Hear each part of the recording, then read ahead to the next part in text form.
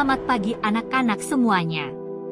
Bagaimana kabar kalian? Mudah-mudahan semuanya sehat selalu ya.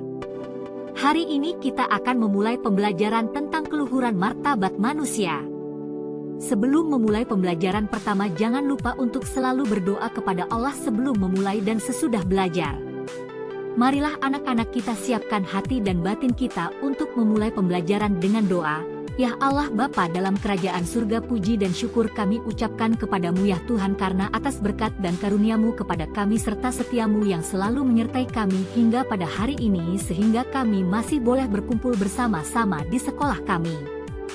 Ya Allah Bapa, sebentar lagi kami akan melaksanakan kegiatan belajar mengajar. Berikanlah kepada kami hikmat dan didikanmu ya Bapa, agar kegiatan pembelajaran hari ini dapat berjalan dengan baik sesuai kehendak-Mu. Amin. Baiklah anak-anak, sekarang Ibu ingin menjelaskan terlebih dahulu mengenai tujuan pembelajaran kita hari ini, sesuai dengan tema yang Ibu bahas. Harapan untuk tujuan pembelajaran kita hari ini bagi peserta didik adalah: yang pertama, peserta didik mampu menyebutkan beberapa gagasan dalam masyarakat yang keliru tentang keluhuran martabat manusia. Kedua, peserta didik mampu menyebutkan contoh-contoh sikap perendahan terhadap martabat luhur manusia. Ketiga, peserta didik mampu menjelaskan makna manusia sebagai citra Allah. Keempat, peserta didik mampu menjelaskan bahwa setiap manusia yang meluhurkan martabat diri dan sesama serta meluhurkan Allah. Kelima, peserta didik mampu memahami isi pesan Gaudium et Spes Art 12 tentang keluhuran martabat manusia. Keenam, peserta didik mampu menyebutkan sikap-sikap Yesus yang senantiasa berjuang menjunjung tinggi martabat manusia. Serta terakhir, peserta didik mampu menunjukkan tindakan meluhurkan martabat manusia dalam hidup sehari-hari. Baik anak-anak, selanjutnya Ibu akan membahas tentang menegakkan keluhuran martabat manusia. Keluhuran martabat manusia. Yang pertama, manusia dianggap sebagai makhluk ciptaan yang luhur sebab manusia diciptakan menurut citra Allah atau sebab ia diberi roh Allah. Di samping akal budi, hati nurani, kehendak bebas, dan khususnya manusia yang dicintai Allah. Yang kedua, keluhuran martabat manusia tidak dapat dinilai berdasarkan ukuran duniawi dan mencakup budaya kehidupan serta mencakup keadilan dan kejujuran. Anak-anak, Ibu akan memberikan pembahasan mengenai berbagai tindakan yang meluhurkan martabat manusia serta tindakan yang merendahkan martabat manusia. Pembahasan pertama mengenai berbagai tindakan yang meluhurkan martabat manusia. 1. Menghargai hidup pribadi. Kedua, menghargai hidup orang lain. Dan yang ketiga, mengembangkan budaya kehidupan. Anak-anak, dari pembahasan mengenai berbagai tindakan yang meluhurkan martabat manusia di atas, dasar dari sikap kita menghargai hidup pribadi dan hidup orang lain adalah, hidup adalah anugerah Allah. Selanjutnya, pembahasan mengenai berbagai tindakan yang merendahkan martabat manusia. Yang pertama yakni perbudakan. Kedua, penindasan kaum buruh. Ketiga, penculikan. Keempat, upah pekerja di bawah standar minimum. Dan yang terakhir yakni memperlakukan orang lain sebagai alat mencari keuntungan diri sendiri dan lain-lain. Anak-anak, pada umumnya orang masih memandang harkat dan martabat manusia dari segi kekuasaan, kekayaan, kasta, serta penampilan. Selanjutnya Ibu akan membahas contoh tindakan Yesus yang menghargai martabat manusia.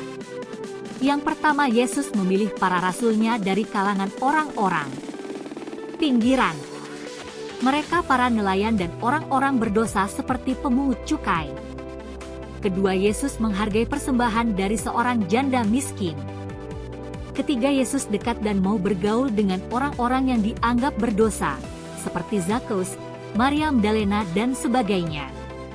Dan yang terakhir, Yesus membiarkan anak-anak datang kepadanya. Anak-anak, untuk pembahasan Ibu selanjutnya tentang mengembangkan keadilan dan kejujuran.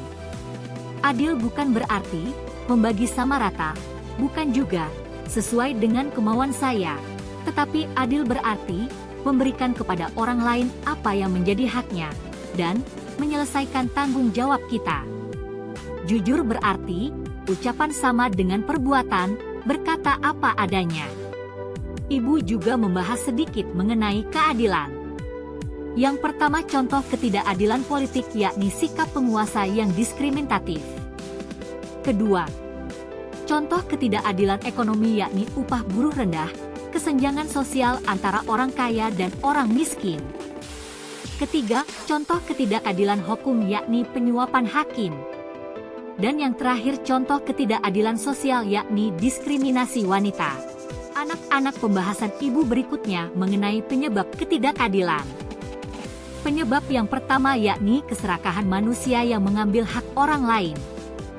Penyebab yang kedua yakni struktur di masyarakat yang menguntungkan orang yang berkuasa dan kekayaan. Baik anak-anak, untuk contoh tindakan adil dalam kehidupan sehari-hari seperti membantu keluarga di rumah, mendoakan sesama, berteman dengan siapapun serta ikut berpartisipasi mensukseskan program-program lingkungan, dan lain-lain. Jujur.